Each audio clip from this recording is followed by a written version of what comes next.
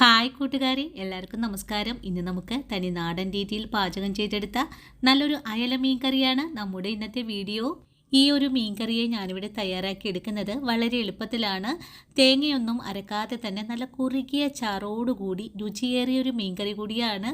ഇന്നത്തെ രുചിയേറിയ മീൻകറിയുടെ കൂടെ കഴിക്കാനായിട്ട് ഞാനിവിടെ വറവിട്ട കപ്പ കൂടെ തയ്യാറാക്കിയിട്ടുണ്ട്.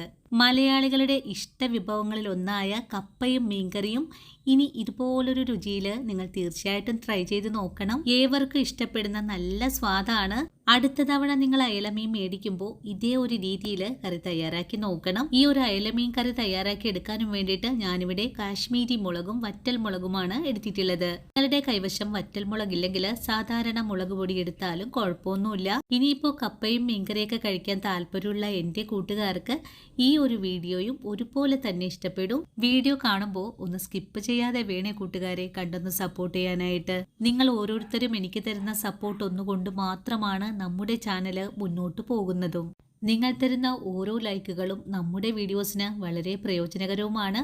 അപ്പോൾ എങ്ങനെയാണ് വളരെ ടേസ്റ്റി ആയിട്ടുള്ള നല്ലൊരു മുളകിട്ട അയലമീൻ കറി തയ്യാറാക്കി എടുക്കുന്നതെന്ന് നമുക്കൊന്ന് നോക്കാം.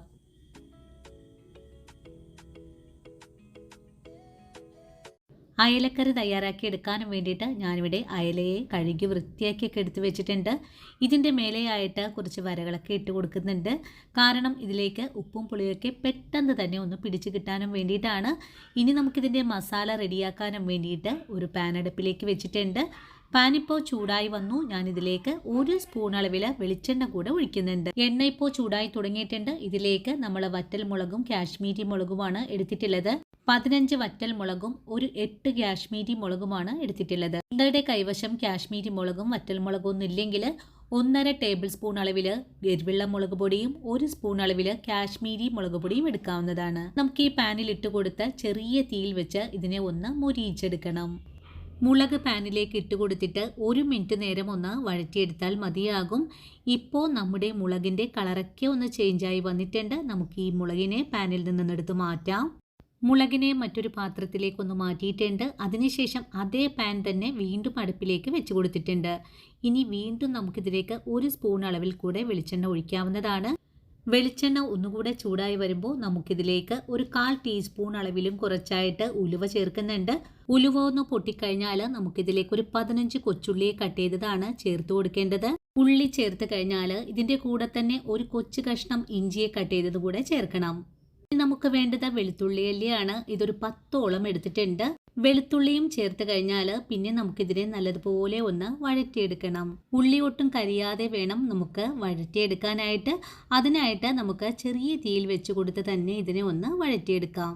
ഉള്ളിയെ ചെറിയ തീയിൽ വെച്ച് കൊടുത്ത് വഴറ്റാൻ തുടങ്ങിയിട്ട് ഒരു 2 മിനിറ്റൊക്കെ കഴിഞ്ഞിട്ടുണ്ട്.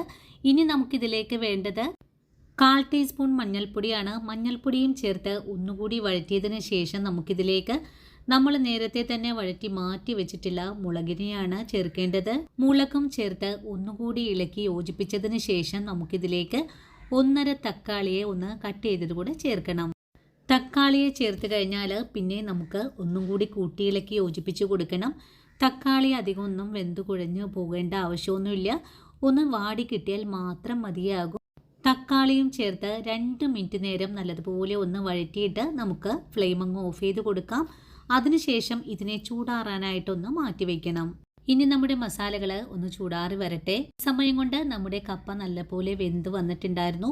ഞാനൊരു പാത്രത്തിലേക്കൊന്ന് മാറ്റിയിട്ടുണ്ട്. അതിനുശേഷം ഇതിലേക്ക് ഒരു താളിപ്പ് കൂടെ ഞാനിതിലേക്ക് ചേർത്ത് കൊടുക്കുന്നുണ്ട്. കപ്പയിലേക്ക് താളിപ്പ് ചേർത്ത് കഴിഞ്ഞാൽ പെട്ടെന്ന് തന്നെ നമുക്കിതിനെ ഒന്ന് മൂടിയും കൂടെ വെച്ച് കൊടുക്കാം. ഒരു 5 മിനിറ്റിന് ശേഷം കപ്പയെ ഒന്ന് മൂടി തുറന്ന് നോക്കിയിട്ടുണ്ട്. ഇനി നമുക്ക് കപ്പയെ ഒന്ന് മാറ്റി വയ്ക്കാം. അതിനുശേഷം നമ്മുടെ കറിയുടെ പാചകം തുടങ്ങാം. ഈ സമയത്ത് നമ്മുടെ മസാലകൾ നല്ലതുപോലെ തണുത്ത് വന്നിട്ടുണ്ട്. ഒരു മിക്സിയുടെ ജാറിലേക്ക് മാറ്റിയിട്ട് നല്ല വെണ്ണ പോലെ തന്നെ ഒന്ന് അരച്ചെടുത്തിട്ടുണ്ട്. ഇനി നമുക്ക് കറി തയ്യാറാക്കാൻ തുടങ്ങാം. കറി തയ്യാറാക്കി എടുക്കുന്നതിനായിട്ട് ഒരു മൺചട്ടിയാണ് അടുപ്പിലേക്ക് വെച്ചിട്ടുള്ളത്. ചട്ടി ഇപ്പോൾ നല്ലവണ്ണം ചൂടായി വന്നിട്ടുണ്ട്. ഇനി ഇതിലേക്ക് 1 സ്പൂൺ അളവിൽ തന്നെ വെളിച്ചെണ്ണ ഒഴിച്ചു കൊടുക്കുന്നുണ്ട്. വെളിച്ചെണ്ണ ചൂടായി കഴിഞ്ഞാൽ 1 ടീസ്പൂൺ അളവിൽ കടുക് ചേർക്കാം. ഇനി കടുകൊന്ന് പൊട്ടി വരട്ടെ. കടുകിപ്പോൾ പൊട്ടിക്കഴിഞ്ഞിട്ടുണ്ട്. ഇനി ഇതിലേക്ക് കുറച്ച് കറിവേപ്പില കൂടെ ചേർത്ത് കൊടുക്കണം. കറിവേപ്പിലയും ചേർത്ത് ഒന്ന് മൂത്ത് കഴിഞ്ഞാൽ നമ്മൾ നേരത്തെ അരച്ചു വെച്ചിട്ടുള്ള അരപ്പിനെയാണ് ചേർത്ത് കൊടുക്കേണ്ടത്.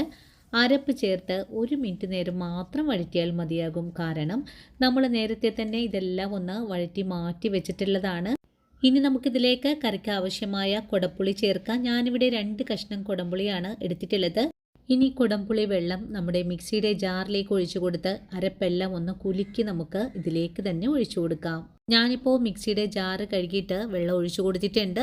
ഇനി വെള്ളം കൂടി ചേർത്ത് അരപ്പിനെ ഒന്നുകൂടി കൂട്ടിയിളക്കി യോജിപ്പിക്കുവാണ്. ഞാൻ നമ്മുടെ കറിയിലേക്ക് 1/2 ഗ്ലാസ് വെള്ളം കൂടെ ഒഴിച്ചു കൊടുത്തിട്ട് ഇതേ ഒരു അയവിന് ഞാനൊന്ന് കലക്കിയെടുത്തിട്ടുണ്ട്. ഇനി നമ്മുടെ കറിയുടെ ആവശ്യത്തിനായുള്ള ഉപ്പ് കൂടെ ചേർക്കണം. ഉപ്പും ചേർത്ത് കഴിഞ്ഞപ്പോൾ നമ്മുടെ കറി നല്ലവണ്ണം തിളച്ച് തുടങ്ങിയിട്ടുണ്ട്. ഇനി നമ്മുടെ മുളകിൻ്റെയൊക്കെ ആ ഒരു പച്ച മണമൊക്കെ ഒന്ന് മാറി കിട്ടാനും വേണ്ടിയിട്ട് ഒരു 2 മിനിറ്റ് നേരം നമുക്ക് ചെറിയ തീയിൽ വെച്ച് കൊടുത്ത് ഇതിനെ ഒന്ന് മൂടി വെച്ച് വേവിച്ചെടുക്കാം. ഒരു 2 മിനിറ്റിന് ശേഷം വീണ്ടും മൂടി തുറന്ന് നോക്കുവാണ്. ഇപ്പോൾ നമ്മുടെ അരപ്പൊക്കെ നല്ലവണ്ണം തിളച്ചൊക്കെ ഒന്ന് വറ്റി വന്നിട്ടുണ്ട്. അതുപോലെ തന്നെ എണ്ണയും തെളിഞ്ഞു വന്നിട്ടുണ്ട്. ഇനി ഇതിലേക്ക് നമ്മൾ കഴുകി വൃത്തിയാക്കി വെച്ചിരിക്കുന്ന മീനെയാണ് ചേർക്കുന്നത്. മീനെ ചേർത്ത് കഴിഞ്ഞാൽ പിന്നെ കയ്യിൽ വെച്ചിട്ട് ഒന്ന് താത്തയും കൂടെ കൊടുക്കണം. അതുപോലെ അരപ്പിനെ നമുക്ക് മീനിൻ്റെ മുകളിലായിട്ട് ഒന്ന് ഒഴിച്ചുകൂടെ കൊടുക്കാവുന്നതാണ്. ഇനി നമ്മുടെ കറി ഒന്ന് തിളച്ച് വരട്ടെ. അതുവരെ നമുക്ക് ഫുൾ ഫ്ലെയിമിൽ തന്നെ ആയിരിക്കണം വെച്ച് കൊടുക്കേണ്ടത്. മീൻ കറിയൊക്കെ തയ്യാറാക്കാനും വേണ്ടിയിട്ട് നമുക്ക് മൺചട്ടികളാണ് ഏറ്റവും നല്ലത്. ഇനിയിപ്പോൾ തിളച്ചു തുടങ്ങിയ കറിയെ നമുക്കൊന്ന് ചെറിയ തീയിലേക്ക് മാറ്റിയതിന് ശേഷം മൂടി വെച്ച് വേവിച്ചെടുക്കാം. ഒരു 5 മിനിറ്റ് കഴിഞ്ഞപ്പോൾ കറിയുടെ മൂടിയൊന്ന് തുറന്ന് നോക്കുവാണ്. ഇപ്പോൾ നമ്മുടെ കറി ഇവിടെ റെഡിയായി കിട്ടിയിട്ടുണ്ട്. ഇനി ഇതിലേക്ക് കുറച്ച് കറിവേപ്പിലും കൂടെ ചേർത്ത് കൊടുത്തിട്ട് പെട്ടെന്ന് തന്നെ നമുക്കൊന്ന് മൂടി വെച്ച് കൊടുക്കാം. ഇപ്പോൾ നമ്മുടെ വളരെ ടേസ്റ്റി ആയിട്ടുള്ള അയല മീൻ കറി ഇവിടെ തയ്യാറായിട്ടുണ്ട്. ഇനി നമുക്ക് ഈ കറിയുടെ മൂടി ഒന്ന് തുറന്ന് നോക്കാം. കറിയുടെ മൂടി തുറന്നപ്പോൾ നല്ല വറ്റിക്കുറുകിയ പാകത്തിലാണ് കറി ഇരിക്കുന്നത്. അതുപോലെ തന്നെ വറവ് താളിച്ച കപ്പയെ തുറന്നപ്പോൾ അസാധ്യ മണവും കൂടിയാണ് കേട്ടോ. കൊതിപ്പിക്കൻ രുചിയിലാണ് നമ്മൾ ഈ കറിയുടെ പാചകം ചെയ്തിട്ടുള്ളത്. അപ്പോൾ ഇന്നത്തെ വീഡിയോ ഇത്രയുള്ളൂ കൂട്ടുകാരെ. വളരെ എളുപ്പത്തിൽ തന്നെ തയ്യാറാക്കി എടുക്കാനും പറ്റുന്ന സിമ്പിളായിട്ടുള്ള നല്ലൊരു അയലക്കറിയും അയലക്കറിയുടെ ബെസ്റ്റ് കോമ്പിനേഷൻ ആയിട്ടുള്ള നല്ല വറവ് താളിച്ച കപ്പയും. ഉപ്പും മഞ്ഞളും ചേർത്ത് സ്വർണ്ണ നിറത്തിൽ പുഴുങ്ങിയെടുത്ത കപ്പയിലേക്ക് കുറച്ച് കടുകും മുളകും കറിവേപ്പിലയും വെളുത്തുള്ളിയൊക്കെ താളിച്ച് ചേർത്ത് കഴിക്കാനായിട്ട് സൂപ്പർ ടേസ്റ്റാണ്. ഈ ഒരു കപ്പയിലേക്ക് മുളക് ചാറ് ചൂടോടുകൂടി തന്നെ ഒഴിച്ച് കഴിക്കുമ്പോൾ അസാധ്യ രുചിയാണ് കേട്ടോ. അപ്പോൾ ഇന്നത്തെ എൻ്റെ വീഡിയോ എല്ലാവർക്കും ഒരുപോലെ തന്നെ ഇഷ്ടമായി എന്ന് തന്നെ വിശ്വസിക്കുവാണ്. തീർച്ചയായിട്ടും നിങ്ങൾ ഈ ഒരു കോമ്പിനേഷൻ ട്രൈ ചെയ്ത് നോക്കണം. എല്ലാവർക്കും വളരെ ഇഷ്ടമാകുന്ന നല്ല ടേസ്റ്റാണ്. മലയാളികളുടെ ഏറ്റവും പ്രിയ വിഭവമായ ഈ ഒരു കപ്പയും മീൻകറിയും നമ്മുടെ കൂട്ടുകാർക്ക് എല്ലാവർക്കും ഇഷ്ടമായി എന്ന് തന്നെ വിശ്വസിക്കുവാണ്. വീഡിയോ കണ്ടിഷ്ടമായിട്ടുണ്ടെങ്കിൽ തീർച്ചയായിട്ടും നമ്മുടെ ചാനൽ കൂടി ഒന്ന് സപ്പോർട്ട് ചെയ്യണേ കൂട്ടുകാരെ. നമ്മുടെ വീഡിയോ ആദ്യമായിട്ടാണ് എൻ്റെ പുതിയ കൂട്ടുകാർ കാണുന്നതെങ്കിൽ നമ്മുടെ ചാനൽ കൂടി സപ്പോർട്ട് ചെയ്യാൻ മറക്കല്ലേ. അതുപോലെ തൊട്ടടുത്ത് കാണുന്ന കുഞ്ഞു ബെല്ലൈക്കണും കൂടെ ഓൾ ഓപ്ഷൻ അടിച്ചിടാനും മറന്നു പോകരുത്.